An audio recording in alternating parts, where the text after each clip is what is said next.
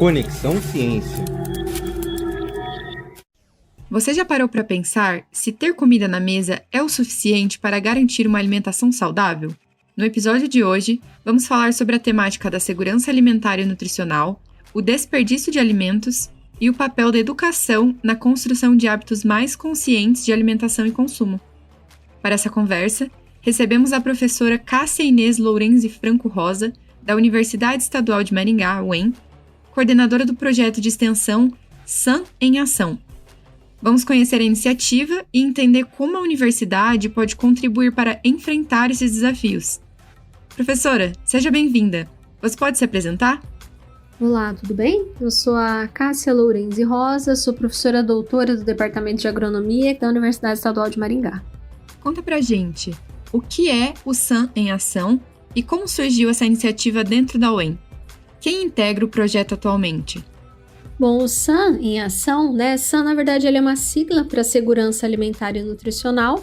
E em ação, porque justamente esse é o objetivo do projeto, colocar esse tema em ação junto à comunidade, né? Aproximar esse tema da comunidade. Então, a iniciativa foi fazê-lo como um projeto de extensão dentro da Universidade Estadual de Maringá. Integram esse projeto, além de mim, o professor Osnil, do Departamento de Agronomia da UEM, professoras Lilian, da Universidade Tecnológica Federal do Paraná, do campus de Santa Helena, e a professora Edilane, que também da Universidade Tecnológica Federal do Paraná, do campus de Francisco Beltrão.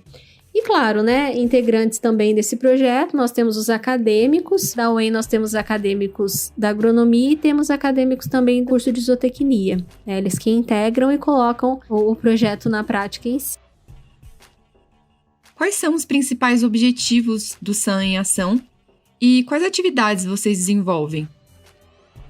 Olha, o objetivo principal, né, do projeto é promover principalmente a conscientização da comunidade, da sociedade a respeito desse assunto tão importante, né, que é uma alimentação saudável, a própria segurança alimentar e nutricional, né, o que corresponde a esse conceito, que ele passa por várias vertentes, né, não só uma alimentação de qualidade, alimentos de qualidade, ou ter acesso ao alimento, mas também a redução do desperdício de alimentos.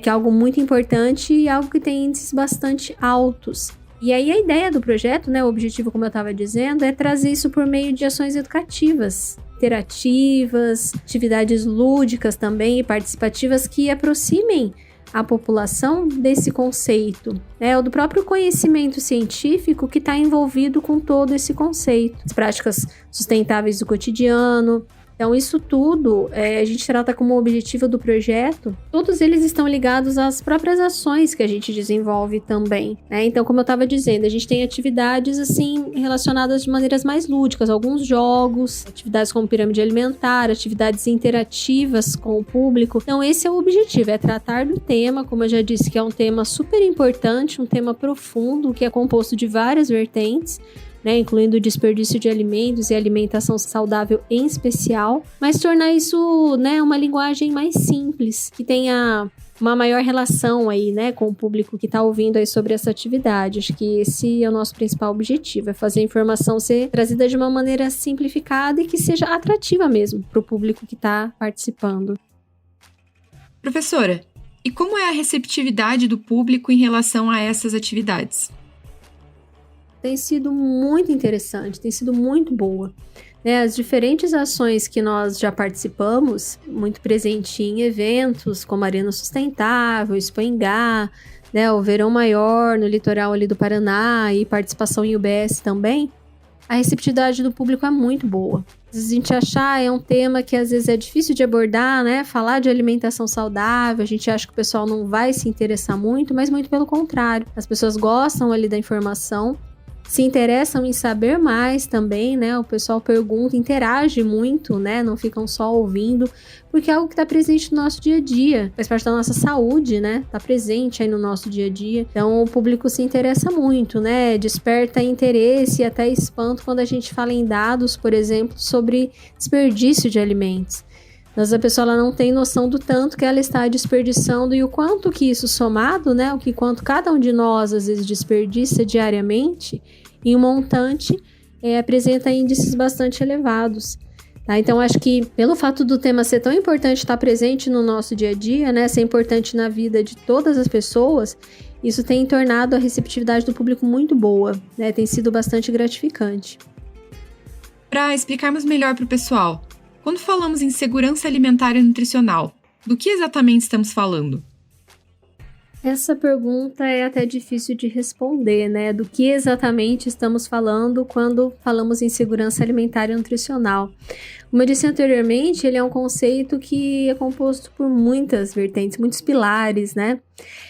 Por definição, né? Se a gente for pegar, inclusive, definição de legislação para esse tema, seria o acesso da população ao alimento, mas não só o acesso em quantidade, mas com qualidade nutricional também. E quando eu falo que tem muitos pilares ali que compõem a segurança alimentar e nutricional, vem a própria questão da redução de desperdício, como eu estava comentando, ou do desperdício em si, né, do alimento. Então, quando se fala em insegurança alimentar, né, pessoas que vivem em insegurança alimentar, não têm acesso ao alimento, a gente sabe que a produção de alimentos é elevada, né? Por que esse alimento não chega para a população?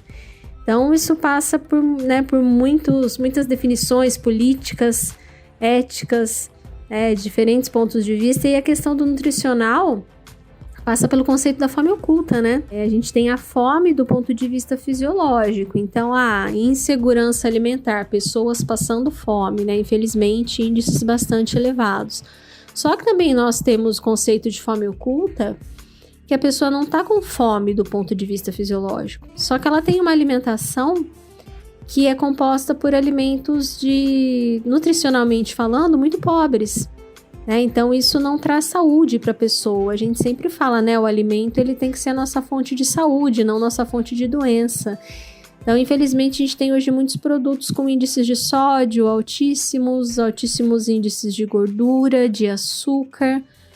E para muitos, né, da população, isso faz parte de uma dieta diária de consumo desses produtos. Então, isso não traz saúde também. Então, essa pessoa ela não está passando fome, né?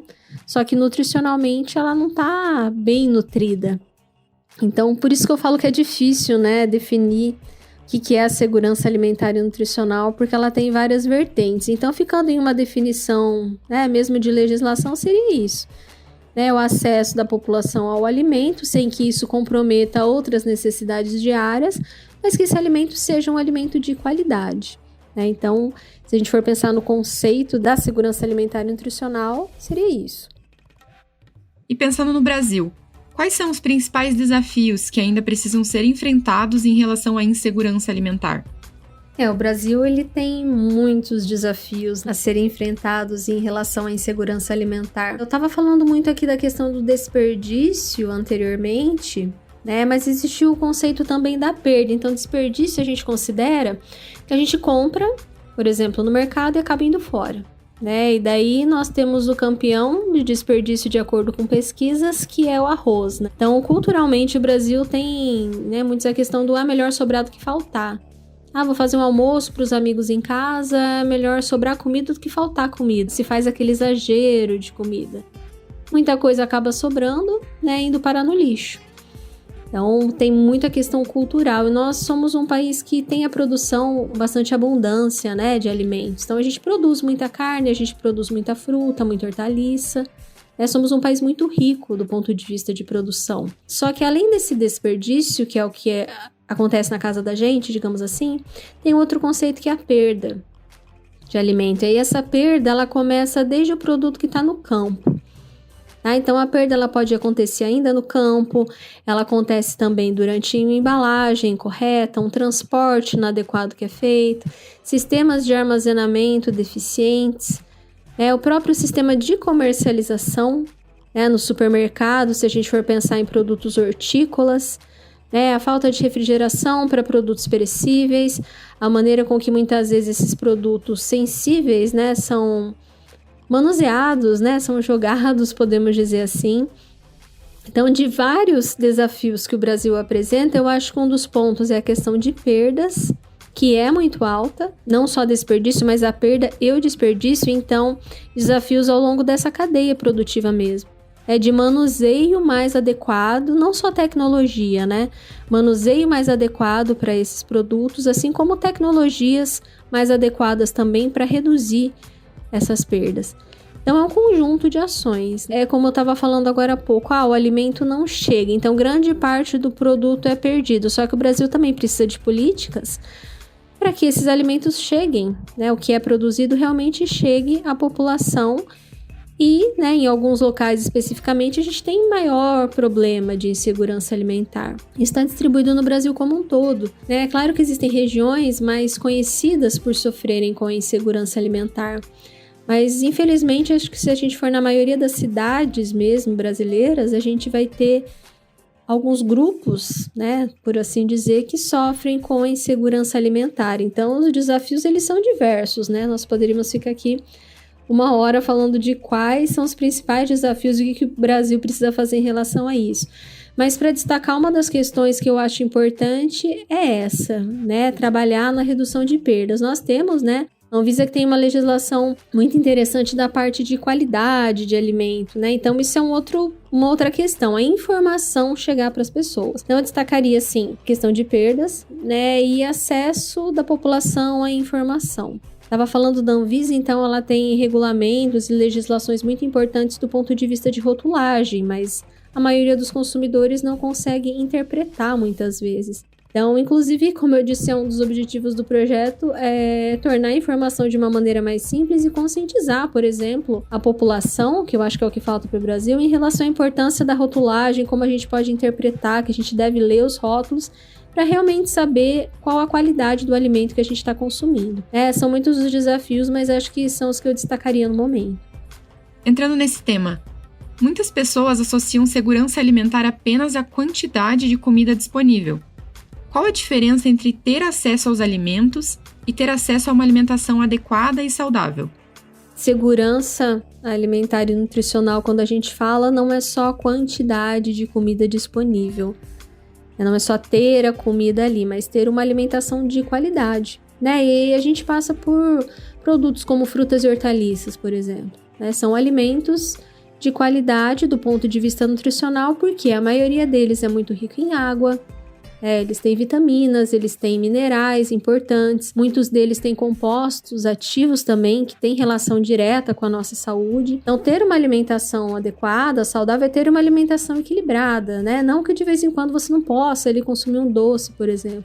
Mas isso não pode ser a base da sua alimentação. A base não pode ser só comidas gordurosas, comidas com bastante sódio, como a gente já comentou. Então, além de ter o alimento em quantidade, ele tem que ter qualidade. Ricos em proteínas, ricos em vitaminas, como eu estava comentando. Então, isso é pensar em uma alimentação saudável, lembrando que ela deve ser equilibrada também, com cada grupo alimentar que a gente precisa, nas quantias corretas.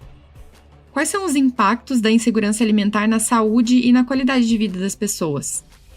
E como a educação alimentar e nutricional pode contribuir para a construção de hábitos mais saudáveis no dia a dia? Bom, impactos da insegurança alimentar, falta de acesso ao alimento, começando por pessoas que realmente não têm acesso ao alimento, tá? Tem um impacto direto na saúde, questão de subnutrição, doenças que vão estar relacionadas a isso também. E quando a gente vai para o nutricional mais ainda, como a gente acabou de falar, não basta ter o alimento, mas ele tem que ser um alimento de qualidade. Como que isso impacta? Principalmente relacionado a doenças, né? Eu falei agora há pouco de produtos muito ricos em açúcar, muito ricos em sódio, em gordura.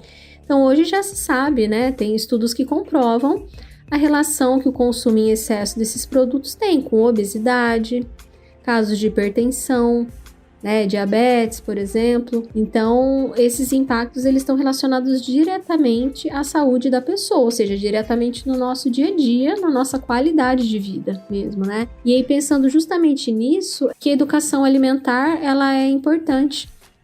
Então, ter hábitos saudáveis no dia a dia, ter uma alimentação equilibrada, é importantíssimo. Então, isso a gente aprende por meio de uma educação alimentar, que inclusive deve começar desde criança. Criança sabendo que deve ser consumido ali certinho. E nisso as escolas elas têm um papel fundamental e contribuem, sem dúvida nenhuma, muito para isso também.